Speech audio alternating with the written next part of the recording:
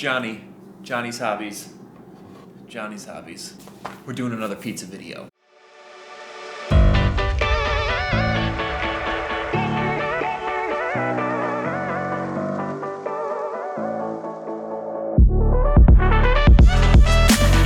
We're just gonna make a simple roasted garlic pizza. It's gonna be delicious. We're gonna make it two ways. Two pizzas. One Naples style, one Roman style. You know what they say, east is east and west is west, and never the twain doth meet. Tonight the twain doth meeting. Roman, Naples, competition. What's the difference between these pizzas? So many differences. I will tell you all about it in this video.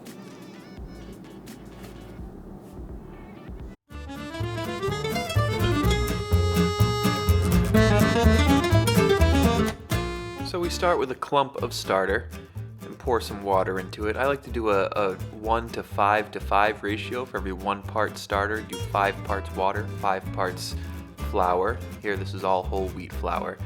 We're just gonna make sure the starter's fresh. Like grow for 4 to 8 hours. Look at those bubbles, and you see it's ready to go.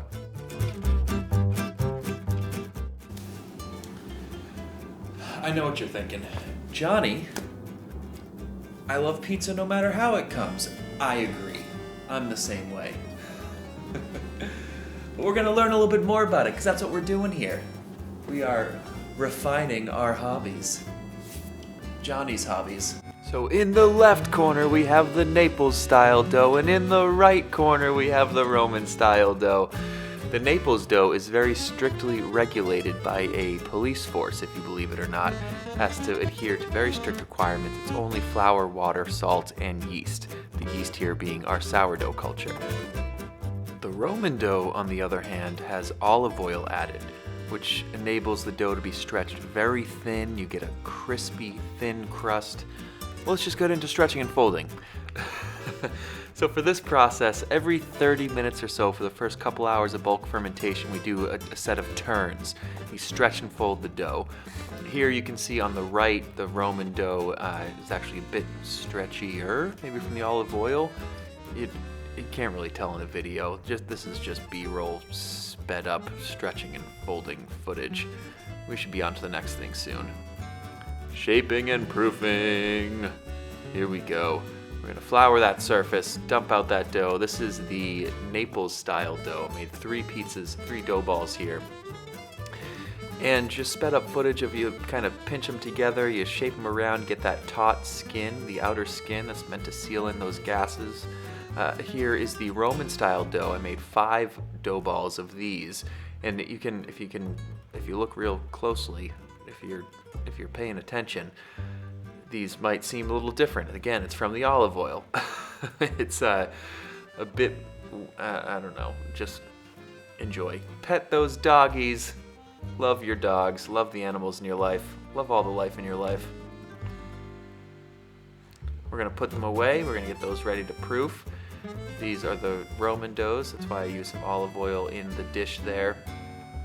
We're gonna put them together and throw them right into the fridge. These are gonna be proofing in the fridge, the cool temperatures for at least 8 hours. And now we're gonna get dressed for the parties. This is the Naples party first. Gonna put some cornmeal down. Actually, this is semolina flour, not cornmeal. But this dough is rather tough to stretch out. You can see that I'm really working it. I'm trying to get it. Oh, this is a fun move. I've tried this in my other pizza video. Did you see that one? You try and kind of do the Neapolitan slap, the dough slap. I don't know what it's actually called, but you flip it around like that. It's a way to stretch the dough out. This is the dough that only has flour, water, salt, and our sourdough culture for yeast. There's no olive oil, so there's nothing to aid in the strength or the stretching there.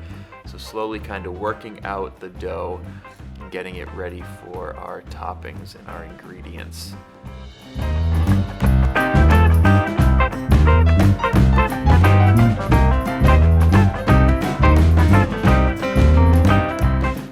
Anytime now. Here we go. Here's our pizza sauce. Just use that ladle, drop it right on, stir, spin, swoosh it around. What's the noise you make for this motion? Spread? You spread it. We got some shaved Parmesan cheese, and now we only could get these little tiny balls of fresh mozzarella, but break some of those up, throw them on. And this, like I said, is a roasted garlic pizza.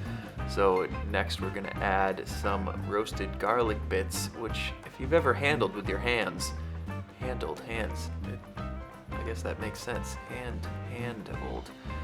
Very sticky, very difficult to get off of your fingers. I recommend just licking your fingers clean. And here's some olive oil where I've been soaking the rest of the garlic bits from when I roasted that garlic. Throw that in the oven. Now let's get the other side of the party ready. You ready? Getting dressed for the Rome style pizza. Here you can tell almost immediately how much thinner this pizza dough is stretching. This is the olive oil again. It enables such a thinner crust to be spread. Oh, spreading, here we go, spreading that pizza sauce again. Same exact procedure as the previous one. Some shaved parm, some fresh mozz, and some roasted garlic.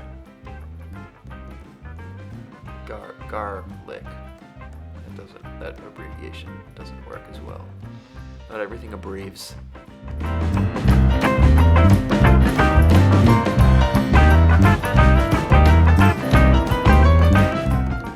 Later in the video, you'll see how the oil differs on top of the Naples style dough compared to the Roman style dough.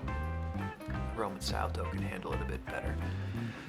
But we're ready for the pizza party. Let's see how those oven springs are looking. This is the Naples dough, and look how much it's puffed up. If you watch some other YouTubers that do pizza, you kind of want to get rid of those bubbles that might form in the dough before they go in the oven, because you see what happens here. You get a little burnt tip. Still delicious. We're gonna cut them up, and this is such a fun part. I want to see it twice. What does it look like overhead? Here we go. Oh yeah. And there's that little pool of olive oil just dripping down.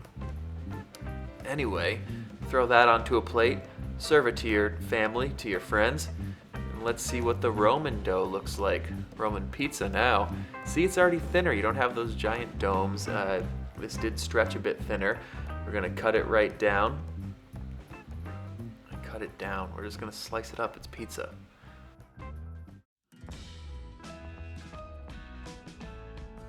I know you're thinking, so who won? What was the difference? It wasn't really a competition. They are two pizzas. Amazing. As you heard me describe, the Naples pizza is very strictly regulated. Flour, water, salt, yeast. It's like that book. There are pizza police. Can we talk about that these days? Let's not make this political. But there are pizza police for Naples, determining the temperature that the oven can be at, what ingredients are involved. So mine technically is not a Neapolitan pizza. It needs to be 800 degrees plus. It needs to have San Marzano tomatoes. That was not here. But the Roman style pizza with that olive oil, the oil makes it possible to stretch so thin and give it a really crispy crust. It can also handle a lot more intensive toppings. You saw in the Naples dough, the olive oil kind of pooled. Did not happen the same way in the Roman style dough. But you get the Naples style dough, this light, airy, fluffy bread crust. The Roman style dough, on the other hand, you get a really crispy, potential to be thin crust. Both are so good. They're so good, but the more you know, the more you know. So there we had it. 2 pizzas. I unfortunately don't have any footage of eating them, or what that looked like. Lesson learned for next time. Give the people what they want.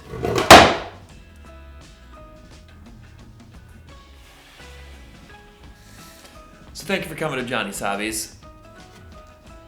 Come and learn more with me and do hobbies. Do you have hobbies? What are your hobbies? Tell me. That's pointing at the comment box, nothing else.